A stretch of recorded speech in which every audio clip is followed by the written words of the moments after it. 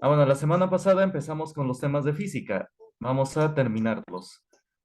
Empezamos con la definición, ¿no? Espero que ya lo hayan copiado. Dice el nombre, se refiere a física, viene del griego física y la física aborda el estudio de la naturaleza. La física surgió como una rama de la filosofía. Correspondía a la llamada parte natural. Ahí se estudiaba los principios de toda investigación. Bueno, esta diapositiva ya la copiaron todos la semana pasada, ¿ya la tienen? ¿O a alguien le faltó?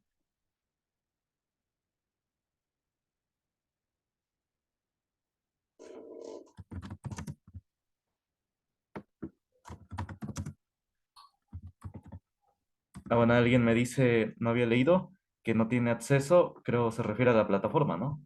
Bueno, me manda mensaje, por favor, al WhatsApp. Bueno, y ahorita le contesto terminando la sesión. Bueno, entonces, ¿todos tienen esta diapositiva? ¿O a alguien le faltó?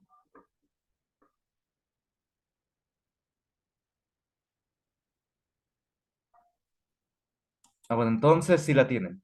Bueno, entonces sí, la física estudia la naturaleza, los fenómenos naturales. Y sí, surgió como una rama de la filosofía. Habíamos dicho la semana pasada que la filosofía es el amor a la sabiduría. Eso es filosofía, amor a la sabiduría.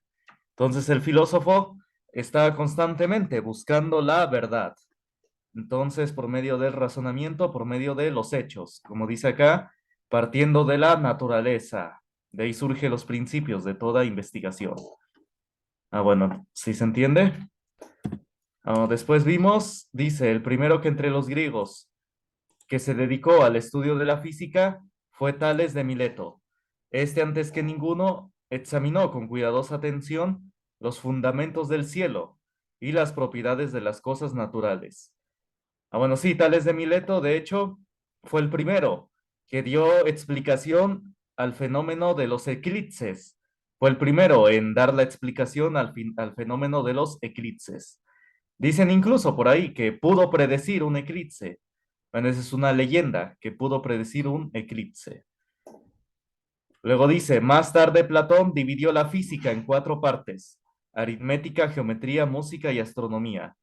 Bueno, y la semana pasada dije, ¿no? Que aritmética, sí, la física ocupa los números, pero más que nada lo que es el álgebra y el cálculo. Pero bueno, Platón tenía muy buena idea, porque en su época todavía no se conocía el álgebra y mucho menos el cálculo, pero sí tenía muy buena aproximación al poner aritmética. La geometría, sí, todavía se ocupa la geometría. Música. Bueno, ahora le pondríamos las ondas, que no solamente existen ondas sonoras, sino también otras ondas invisibles. Y astronomía es una rama actual todavía. Bueno, esta diapositiva ya la copiaron. Si la tienen.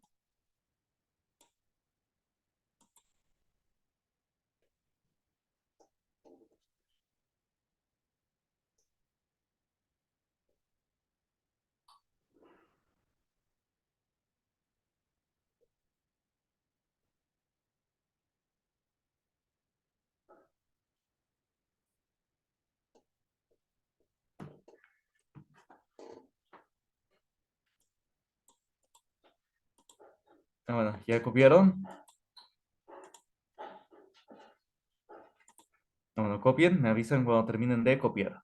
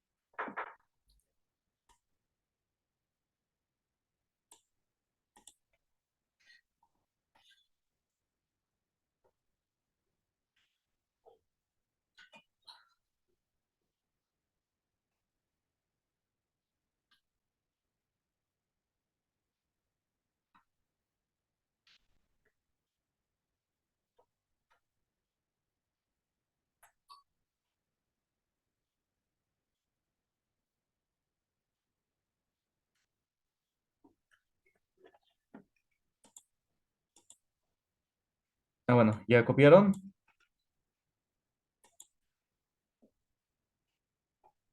¿Dudas hasta acá?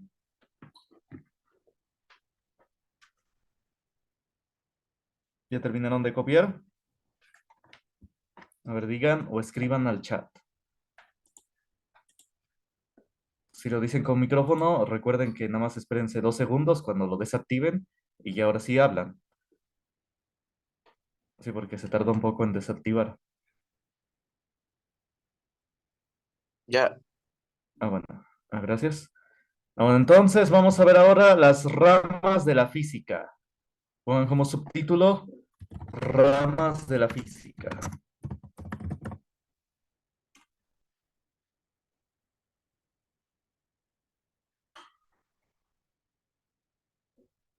Ah, bueno, entonces la física se divide en dos grandes ramas, o se clasifica más bien en dos grandes ramas, la física clásica y la física moderna. La física no tiene que ver con tiempo, tiene que ver con velocidad de la luz. Entonces aquí las tenemos, física clásica y física moderna. ¿De qué trata cada una? Ah, bueno, aquí dice, la física clásica estudia fenómenos que suceden a una velocidad muy por debajo de la luz. Es decir, una velocidad muy por debajo de la luz. A ver, ¿qué significa esto? Para que se den una idea, antes de que copien. A ver, vamos a ver, velocidad de la luz, ¿cuánto vale? Ya que me la mencionaron ahí. La velocidad de la luz tiene un valor se representa con la letra C y tiene un valor de 300.000 kilómetros divididos entre de segundo. Es decir, que la luz en un solo segundo, recorre 300.000 kilómetros. Imagínense, es una velocidad demasiado grande. La luz le puede dar muchas vueltas a la Tierra en un solo segundo. Incluso el sonido es mucho más bajo que la luz. El sonido incluso no se le compara.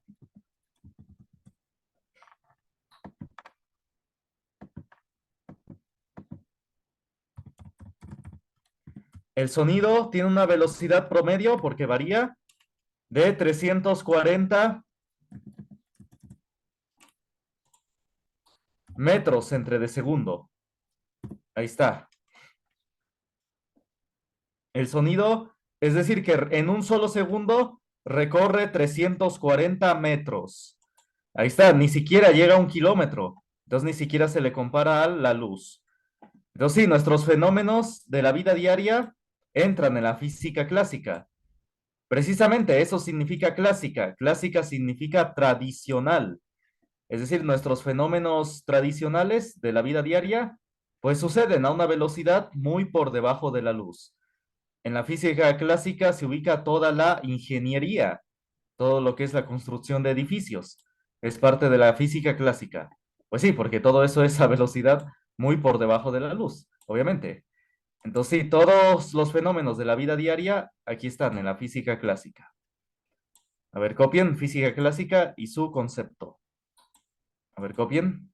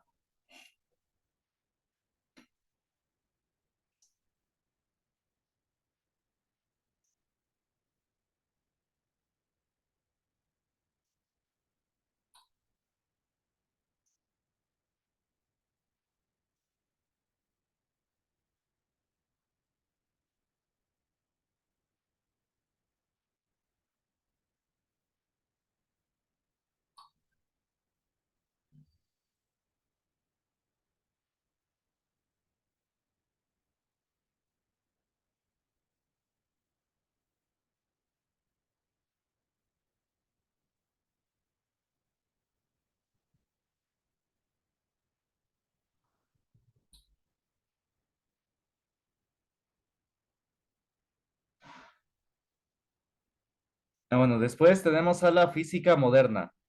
La física moderna estudia fenómenos que suceden a una velocidad muy cercana a la luz. Ahí está, la física moderna ya estudia los fenómenos que suceden a una velocidad cercana a la luz. Aquí ya entra la física de partículas, porque ya se mueven a una velocidad cercana a la luz. Ya sus fenómenos son distintos. Ah, bueno, copien los dos.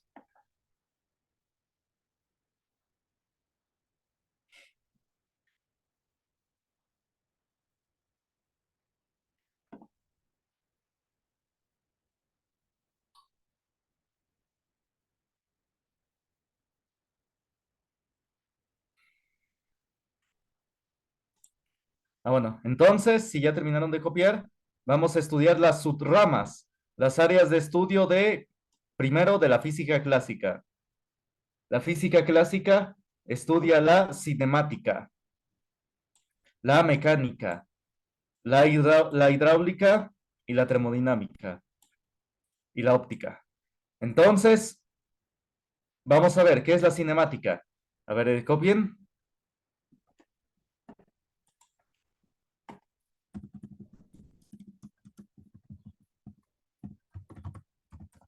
Cinemática.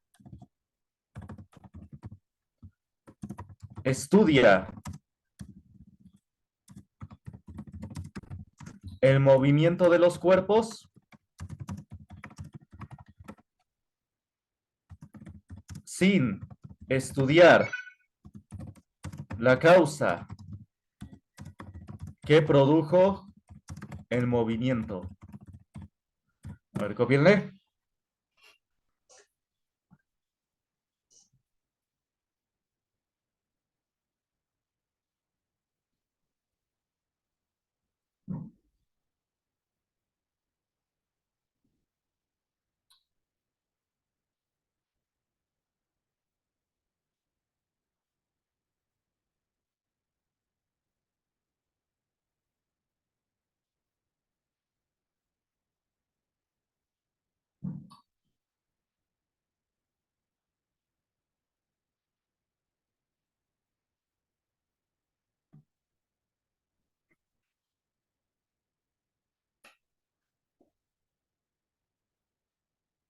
Ah, bueno, ahora esto es distinto a la mecánica.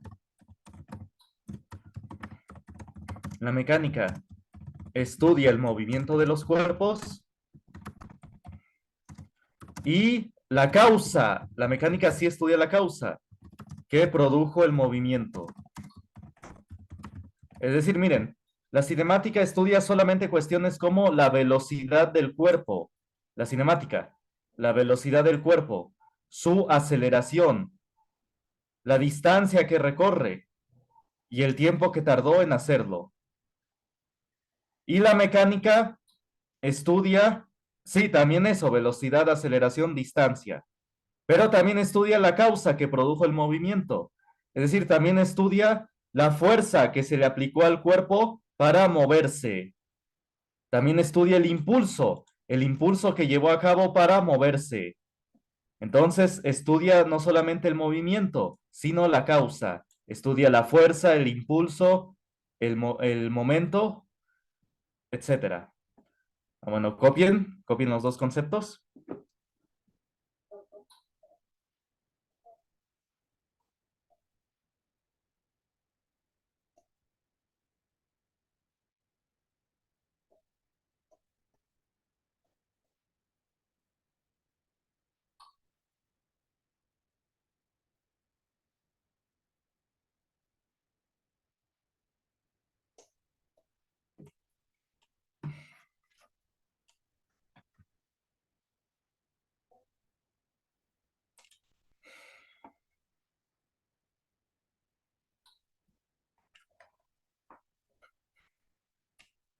Ah, bueno.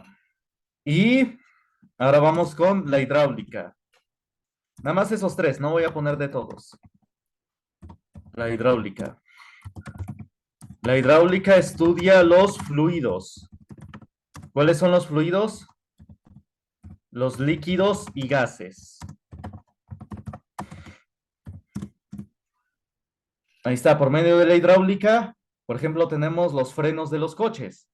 Es decir, la hidráulica nos enseña que si en un, digamos, en un tubo o en una prensa está encerrado un líquido o un gas, si de un lado aplicamos una fuerza pequeña, podemos producir una fuerza grande del otro lado. ¿Qué es lo que pasa en los frenos de los coches? Una fuerza pequeña, que es el movimiento del pie, esa fuerza pequeña produce una fuerza grande, que es que todo el coche se detenga. Eso es porque del freno está conectado a través de un líquido o un gas. Y eso hace, a esa fuerza pequeña produce una fuerza grande, que es detener todo el coche. A ver, copien.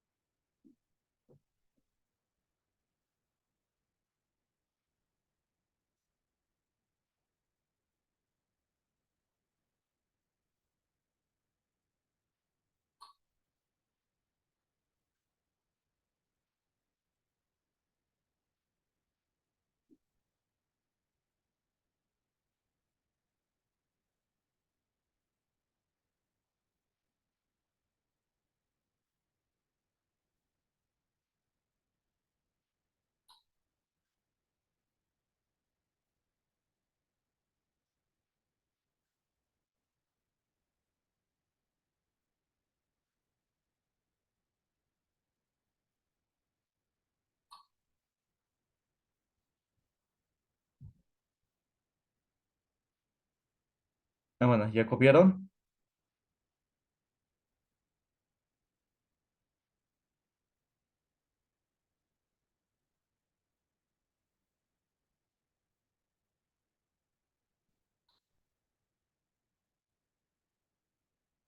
Ah, bueno, entonces, vamos a ver.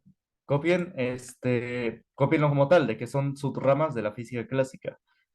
Cinemática, mecánica, hidráulica, termodinámica. Este no lo voy a dar porque es un concepto más complejo. Y no se pregunta, generalmente no se pregunta. Y la óptica, bueno, la termodinámica, nada más para que no se queden con la duda, estudia los intercambios de calor cuando los cuerpos tienen distinta temperatura. Cuando los cuerpos tienen distinta temperatura, se intercambian calor entre sí. La óptica estudia las lentes y los espejos. Eso es la óptica, estudia lentes y espejos.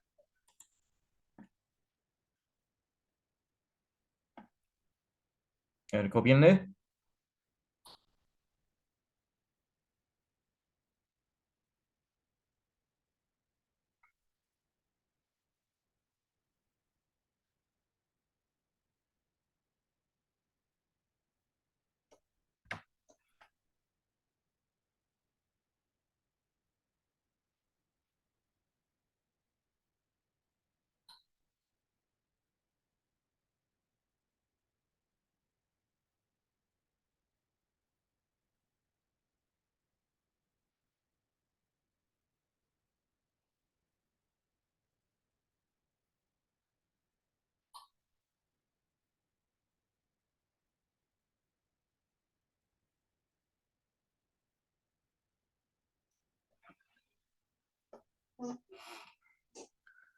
Ah, bueno, entonces los estudiosos en estas áreas fueron Tales de Mileto, como habíamos dicho, ¿no? El primer físico. Luego tenemos a Jean Buridan. Jean Buridan fue un sacerdote, un padre, lo que llamamos padre en la Iglesia Católica, que introdujo el concepto de impulso. Ese concepto de impulso le ayudó, le sirvió demasiado a Isaac Newton para establecer las leyes de la fuerza. Entonces, sin los trabajos de Jean Buridan, Newton no hubiera podido hacer nada. Entonces, Jean Buridan hizo las bases de los estudios de Newton, lo que es el planteamiento del impulso, de la palanca, y también introdujo el concepto de fuerza de fuerza impresa, es decir, de aplicarle la fuerza a un objeto. El concepto de fuerza no fue introducido por Newton, sino fue introducido por Jean Buridan. Él introdujo el concepto de fuerza. Bueno, no digo, no le quito crédito a Newton, no digo que se copió, sino que le sirvió de base, le sirvió de punto de partida para ya después establecer las leyes de la fuerza. Hagan de cuenta que Jean Buridan hizo el concepto de fuerza y el concepto de impulso, y ya Newton hizo las leyes de la fuerza. Entonces sí, Newton, todo, bueno, más bien todo científico, se toma de punto de partida los trabajos de otras personas. En este caso a Newton le sirvieron los trabajos de Jean Buridan.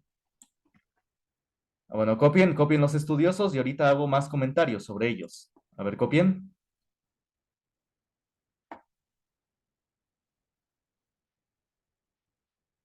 Bueno, ahí también muestra que la religión no está peleada con la ciencia, ni al revés, porque ya Buridan era un sacerdote, un padre, lo que decimos, ¿no? Y y él hizo ese concepto de fuerza, hizo esos trabajos de física.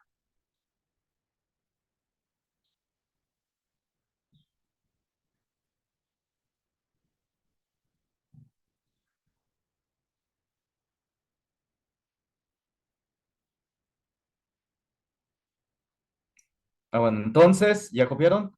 Bueno, después tenemos a Galileo Galilei. Él lo que hizo fue hacer que la física fuera experimental. Antes la física solamente era teórica, solamente era de, pues sí, de, digamos, en ecuaciones. Y a partir de Galileo se estableció de que, a ver, si estas ecuaciones, si esta teoría es acorde a la realidad. Entonces él es el primero del que se tiene registros de hacer experimentos. Comprobó que los objetos caen exactamente al mismo tiempo. Es decir, que en ausencia de aire, en ausencia de viento, si no hay viento, tanto una roca como una hoja de papel caen exactamente al mismo tiempo. Si no hay aire, si no hay corrientes de viento, tanto una piedra como una hoja de papel caen exactamente al mismo tiempo. Ahí está. Esto no sucede, digo, ahorita, digamos, si ustedes lo hacen, porque hay viento en su ambiente, ¿no? Entonces, pero si no hubiera viento, caerían exactamente al mismo tiempo. Y esto lo comprobó él. Y tiró objetos a través en la torre de Pisa y comprobó que efectivamente caían al mismo tiempo. Bueno, dicen que Galileo fue perseguido, ¿no? Por la iglesia. Bueno, en ese entonces había dos partidos, digamos, o dos fracciones de la iglesia. Uno le llamaban los gibelinos y otro los güelfos. La parte de los gibelinos apoyaba a Galileo, o bueno, más bien no lo perseguía, estaba de acuerdo con él. Y la parte de los güelfos, sí, sí lo perseguía. Incluso los gibelinos lo ayudaron a salir unas veces de la cárcel. Entonces sí, Galileo estuvo en medio de esta lucha entre los dos partidos, entre las dos facciones. Hay un libro que se llama El Católico Gibelino, donde habla sobre la lucha histórica de esas dos facciones. Bueno, y la parte de Galileo nada más la menciona en una página, pero en sí el libro trata sobre esa lucha que se traían. Bueno, y sí, fue juzgado en el Tribunal de la Inquisición, pero bueno, hay que decir que en ese Tribunal de la Inquisición no era tan duro como dicen. De hecho, en el Tribunal de la Inquisición Católica se le perdonaba al presunto culpable, al imputado, se le perdonaban sus crímenes si se arrepentía. Algo así como la confesión. Si se arrepentía, se le dejaba libre, se le perdonaba. Bueno, claro que no trataban casos de asesinatos, no. La Inquisición Católica trataba casos de blasfemias, de incluso el rey le encargaba que tratara casos menores como robo, desorden público, etcétera. Cosas menores trataba la iglesia y trataba más que nada cosas como blasfemias. Ya los casos más graves, asesinato y todo eso, lo trataba la cárcel del rey o el tribunal del rey.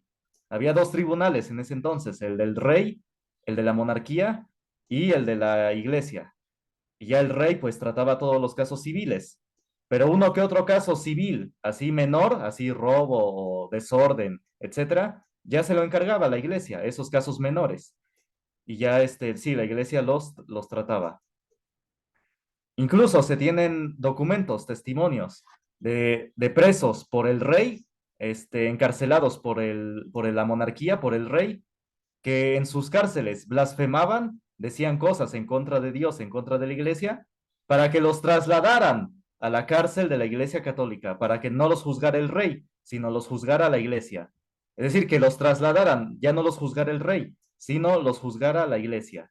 Y pues obviamente, si en la Inquisición católica los torturaban, pues obviamente, ¿quién iba a querer que los trasladaran ahí? Entonces sí, es mentira de que torturaban en la Inquisición. Incluso de otras religiones tenían su propio tribunal. La comunidad judía tenía su tribunal, su Inquisición. Y también los protestantes tenían su Inquisición. Y hay igual documentos de miembros de la comunidad judía que no querían ser juzgados por su tribunal judío, sino que pedían que los juzgaran los tribunales católicos, porque confiaban en cómo se manejaban en sus juicios. Entonces, obviamente, si nadie quiere ser torturado, si es que torturaban en la Inquisición católica, entonces, ¿por qué? ¿Por qué tenemos estos casos de presos que querían ser juzgados por un tribunal católico? Entonces, obviamente, entonces significa que no torturaban, porque incluso había personas que querían ser juzgados por el Tribunal Católico. Entonces, sí, hay un libro muy interesante que se llama La Inquisición, un tribunal de misericordia, donde pone, pues sí, los documentos, las investigaciones sobre cómo fue ese tribunal de la Inquisición. Entonces, sí, es un libro interesante. Igual ahí menciona el caso de Galileo. Bueno, después tenemos a Bernoulli, Johann Bernoulli. Bueno, que eran toda una familia, la familia de los Bernoulli. Eran una familia de científicos e hicieron aportaciones en hidráulica y en termodinámica. Luego Boltzmann hizo aportaciones en termodinámica. Bueno, ya terminé. Y Volta y Tesla hicieron aportaciones en, bueno, sí, electromagnetismo. Pero los puse aquí porque fueron más que nada experimentales.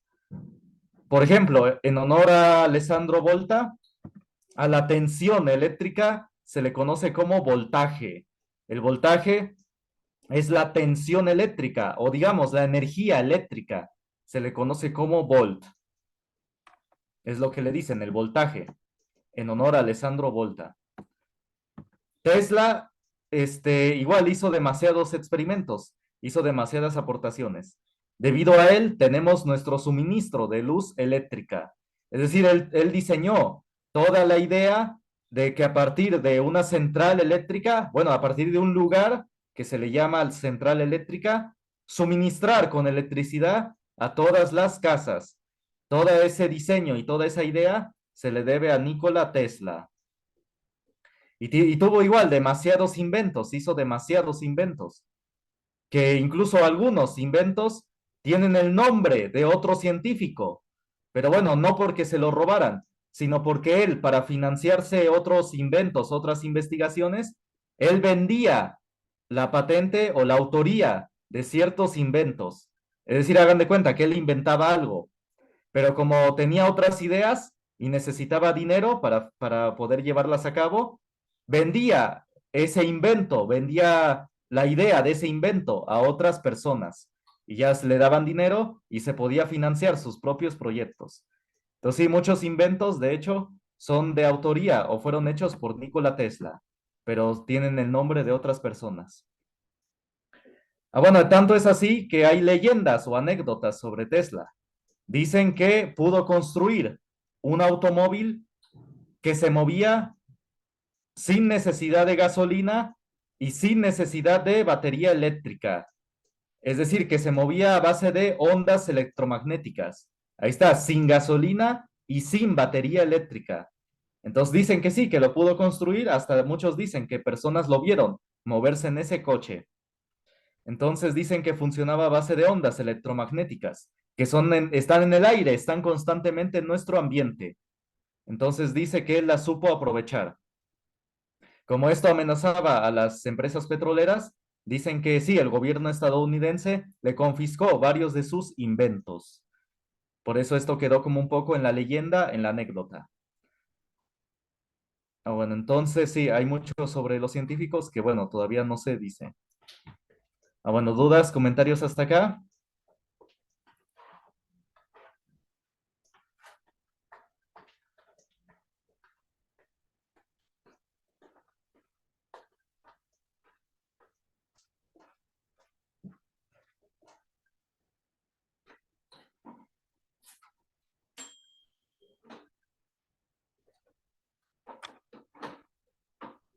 Ahí está. Bueno, entonces, sí, de hecho, luego mucho se menciona a los científicos, lo que hicieron, pero nada más una parte. Y luego lo que les conviene. A veces las biografías están ideologizadas. Luego les meten cosas que no es cierto. Digo, muchas personas luego quieren pasar a la historia, pero lo malo es que luego cuando te mueres, luego te inventan cosas a conveniencia, ¿no? De las personas, por su ideología. Entonces, y pues sí, ya no te puedes defender, ¿no? Porque pues ya te moriste. Entonces sí es lo malo de luego pasar a la historia, que luego ya no dicen lo que es, o se ocultan cosas fundamentales, ¿no? Sobre la vida de los científicos. Bueno, y sucede con todos los demás. Ahora entonces vamos con la física moderna. La física moderna, sus ramas de estudio son sus áreas de estudio, perdón, son el electromagnetismo, la relatividad, la mecánica cuántica. El electromagnetismo es la relación del campo eléctrico y magnético. La relatividad, esto no tiene nada que ver con ciencias sociales, con opiniones. No, en física, la relatividad dice que cuando un objeto se mueve a una velocidad cercana a la luz, para él el tiempo transcurre distinto. Para él el tiempo no es igual. Y también para él la distancia no es igual, como se acortan las distancias y el tiempo. Entonces, para esos objetos, el tiempo transcurre de manera distinta. ¿Sí se entiende? Bueno, entonces eso nos lo dice la relatividad. Es muy distinto a las ciencias sociales. Se habla de un relativismo para la sociedad, pero en el caso de la sociedad, la relatividad significa que según cualquier persona tiene la razón. Es decir, eso es una trampa muy grande porque, digo, sobre todo esto si se lleva a las leyes. Por ejemplo, digamos del aborto, de que digamos, un bebé, digamos, en el vientre, una persona dice, está vivo desde la concepción, y eso lo comprueban los biólogos, los científicos. Pero la relatividad, en cuanto a las sociales, las ciencias sociales, dice, bueno, si llega una persona y dice, no, la vida comienza al mes, bueno, y la relatividad nos dice que sí, bueno, tú tienes razón, puede que sí, que tengas razón. Luego llega otra persona y dice, no, la vida empieza a los 3 meses. Y le dicen, bueno, puede que tengas razón. Y así le van aumentando a los 6 meses, a los 9 meses. Entonces sí, eso es la relatividad, que nadie tiene la razón. O más bien puede que todos tengan la razón. Pero sí es necesario un criterio de verdad, un criterio científico. Pero en el caso de la vida, pues sí, los biólogos están de acuerdo que la vida comienza desde la concepción. La mayoría de los biólogos. Y esto lo dicen documentos científicos, artículos, que dicen que han entrevistado a 5.000 biólogos y el 95% afirma que sí, comienza desde que el óvulo es fertilizado por el espermatozoide. Entonces sí, la relatividad en las ciencias sociales es algo muy malo, porque no, sí se requiere algo que es verdad, un criterio que es verdad y que es inamovible. Pero bueno, pero es distinto a la física. La física nos dice, en la relatividad en física, ya lo dije, ¿no? Dice que un objeto que se mueve a velocidad cercana a la luz, para él el tiempo es distinto, el tiempo, ¿sí? Entonces es distinto lo que es la física a las ciencias sociales, ¿sí?